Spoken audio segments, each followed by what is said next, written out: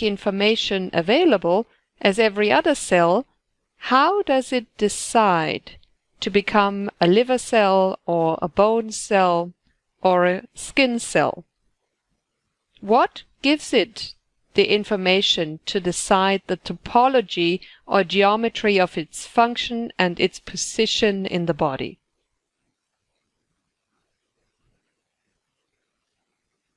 The second important question that is left open is, why are there only 2% of the genetic code that seem to be actively coding for proteins?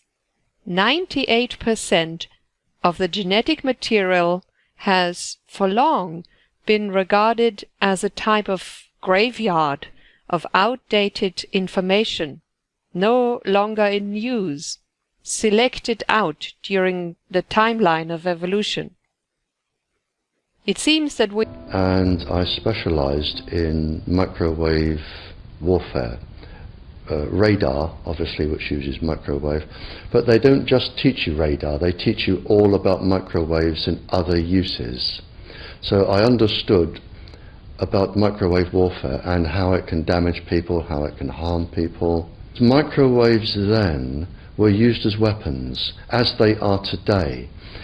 It is a perfect stealth weapon, and when governments don't like a group of people, for instance, the ladies who protest at Greenham Common in England about the American missile base they camped, they were microwaved. We microwaved Catholics in Northern Ireland to make them sick. It goes on all over the world, and it's a weapon that you don't know you're being targeted because the dose is very, very low, which is actually more dangerous than a high dose.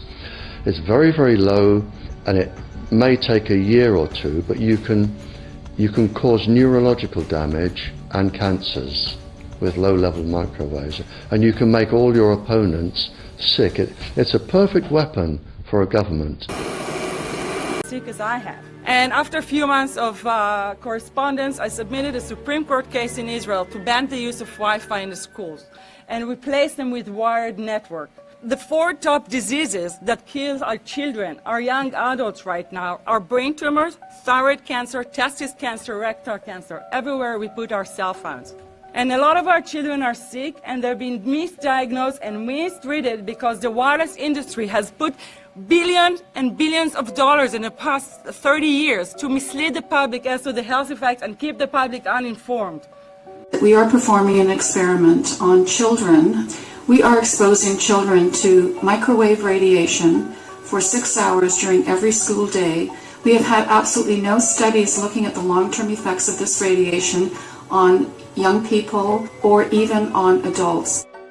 A considerable amount of research shows that developing brains and bodies of children are much more affected than adults. And there are clear indications of a link between increased electromagnetic fields and autism spectrum disorders.